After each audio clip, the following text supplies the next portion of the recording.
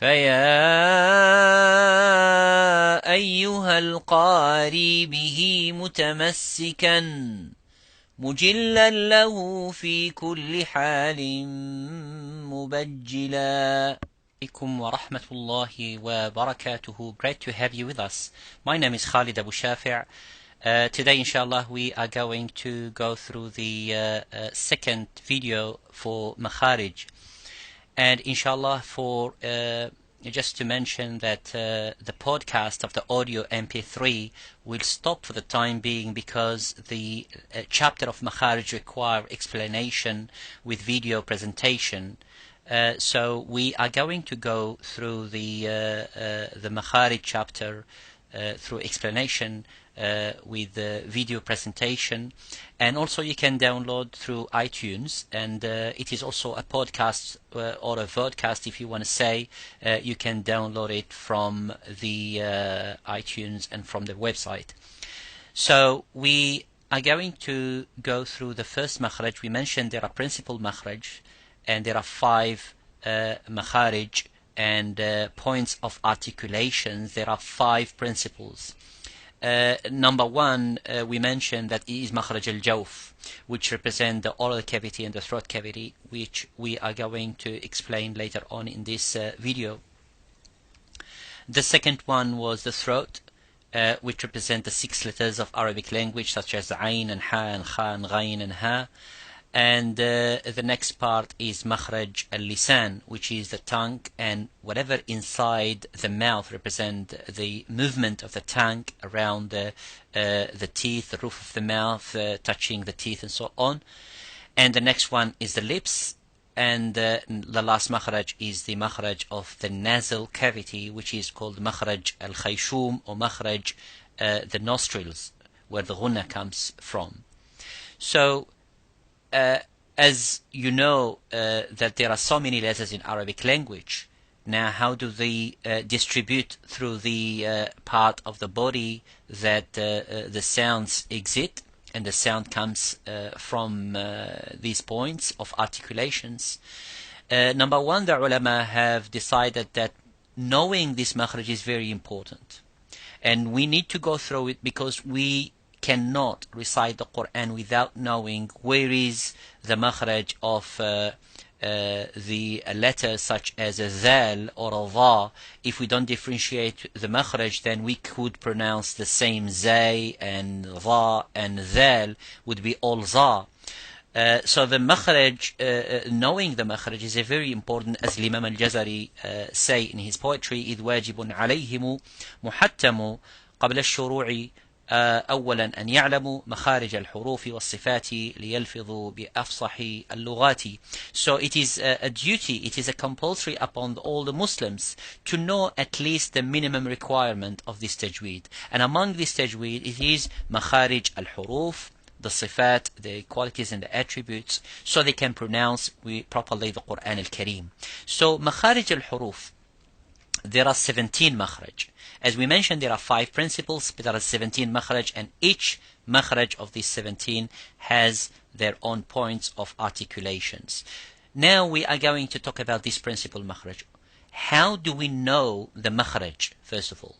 So the ulama mentioned that if you bring the letter and make the letter sakin, such as ab, and make a fatha or a damma or a kasra, probably kasra or a fatha, that's the ulama mention, and say ab, and whatever the sound ends, then that movement of the last part of the body, that is the makhraj. So for example, if I want to know what is the makhraj of, looking at this diagram of this drawing of makhraj al-jawf, we see that the sound hits and vibrates through when it comes the air produced from the lungs and goes up through the throat, and then comes through the roof of the mouth, between the roof of the mouth and the tongue, and then the sound is produced. So if it stops here, then produces the letters of the throat. If it stops here, the qaf and the kaf. If it's here, then the jim and the shin and the ya. If it's here, then the mim,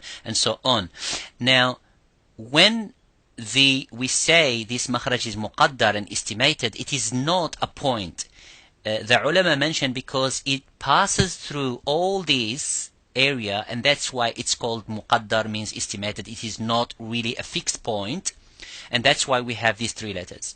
Number one is the alif with a sukun preceded with a fatha, such as qa, ba, ta, and waw sakin preceded with a dhamma, such as qu, fu, su, and ya sakina preceded with a kasra, such as fi, bi.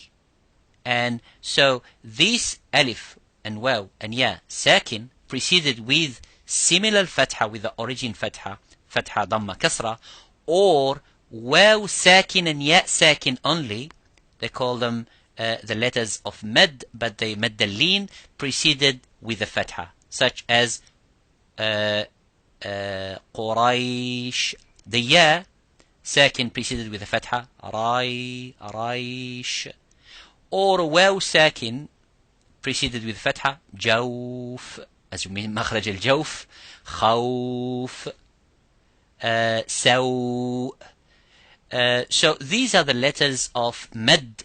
Their makhraj would be muqaddar. It is not fixed point, but it goes makhraj al-jawf, between the throat and between the mouth. The makhraj al-jawf and the letters and how to pronounce, how to know the makhraj and the point of articulation. As we know, and as I have mentioned at the beginning, this makhraj, it's called estimated. It is muqaddar, it is not muhaqqaq, which is it is not a fixed point to a part of the body of the mouth or the throat, but it is that empty space which exists between the throat and the mouth, which is this area here, throat cavity and the oral cavity, and it is not the nasal cavity. And why I mention this, because this is one of the common mistakes when someone try to imitate a shaykh or a qari and start to read Quran and say أعوذ بالله من الشيطان, and using that nasal makhraj. Now, this is a common mistake. Even the Imam al-Jazari used to mention in his book, and the ulama, they say حروف مد للهواء تنتهي. They are letters ends where the air ends. It is not where the nose, or it is not at the throat. It is that space where the air is. It is there where resides the letters of mad, but it is not in the nose. So, in the nasal cavity, for example, it is for the ghunna. So, if you say, for example, qa, instead of qala, and how do I get rid of that? I just try to practice and close my nostrils and my nose like this, putting my fingers there and say qala, qala. And if I have that problem and I say, for example, qala, qala, qala, I feel that I blocked the nostrils and I blocked the nasal cavity. I did not let the air coming from there, and I realize that I'm trying to do it from there.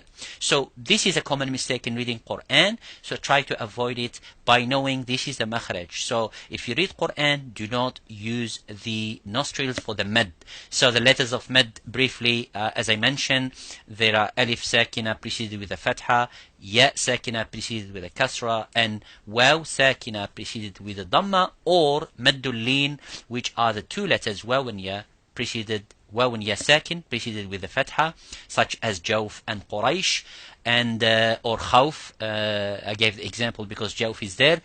And the last thing I would like to mention, that the letter of the alif sakin, it is according to the letter preceded. For example, if I say qala, qa, qa, so the alif is mufakham, it is a heavy because of the qaf. So whenever the letter is heavy, you make the letter alif qaf, the letter alif of mad heavy.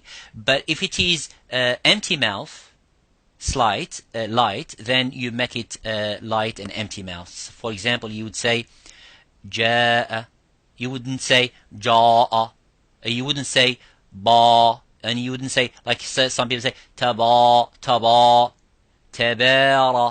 taba,